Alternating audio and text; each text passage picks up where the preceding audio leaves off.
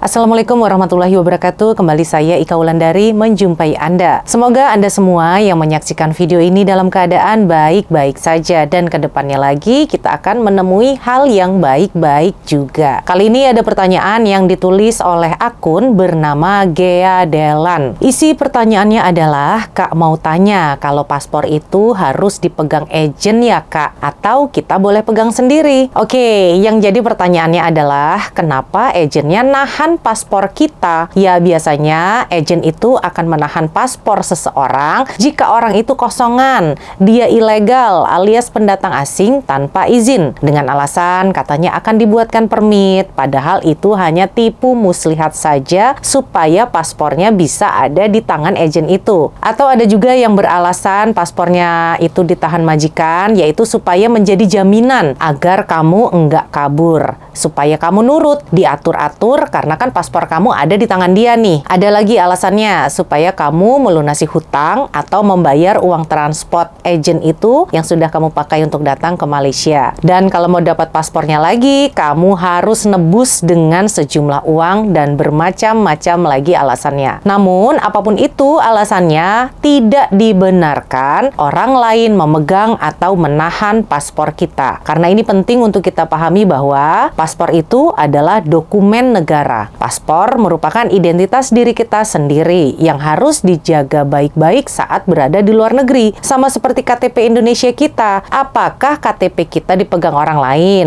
Tidak kan? KTP kita ya kita pegang sendiri. Begitu juga dengan paspor kita, harus dipegang sendiri. Karena paspor itu adalah identitas kita kalau sedang ada di luar negara Indonesia. Kemudian paspor itu juga dilarang untuk dipindah tangankan ke orang lain. Dan menguasai paspor milik orang lain adalah perbuatan melawan hukum. Peraturan di negara manapun di planet bumi ini sama, tidak ada yang berhak untuk menahan paspor kita. Peraturan hukum di Indonesia mengatakan pada pasal 130 Undang-Undang Nomor 6 Tahun 2011 tentang keimigrasian, isinya adalah setiap orang yang dengan sengaja dan melawan hukum menguasai dokumen perjalanan atau dokumen keimigrasian lainnya milik orang lain dipidana dengan pidana penjara paling lama 2 tahun dan atau pidana denda paling banyak 200 juta rupiah. Begitu juga peraturan di negara Malaysia. Adakah paspor pekerja asing boleh disimpan oleh majikan? Jawabannya tidak. Majikan tidak boleh menyimpan paspor pekerja asing. Dan jika majikan menyimpan paspor pekerja asing, merupakan kesalahan di bawah Section 12F Akta Paspor 1966. Ditulis juga melalui websitenya milik Jabatan Tenaga Kerja Semenanjung Malaysia, Kementerian Sumber Manusia, adalah satu kesalahan syarikat memegang atau menyimpan paspor pekerja asing yang bekerja dengan mereka, karena mereka tidak ada kuasa untuk menyimpan dokumen pekerja yang digajikan, walaupun itu kaki tangan mereka. Jadi jelas ya, peraturan di negara Indonesia, peraturan di negara Malaysia menyatakan tidak boleh orang lain menyimpan paspor milik kita. Mau agen kek, majikan kek, bos kek, toke lah, tidak boleh dengan alasan apapun, tidak boleh. Nah, ini kasihkan aja peraturan negara yang saya beritahu barusan ini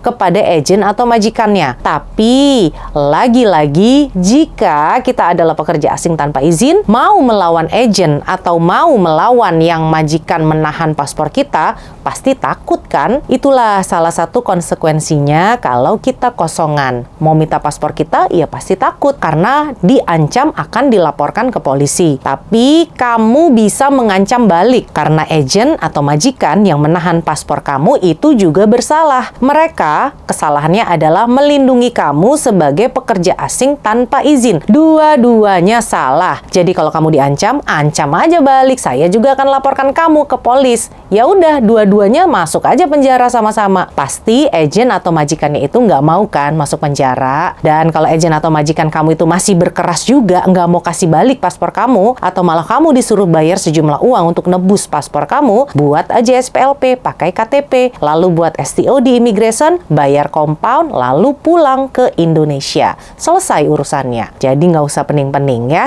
Oke, sekian aja untuk hari ini. Saya Ika Wulandari pamit. Kita bertemu lagi di lain waktu. Wassalamualaikum warahmatullahi wabarakatuh.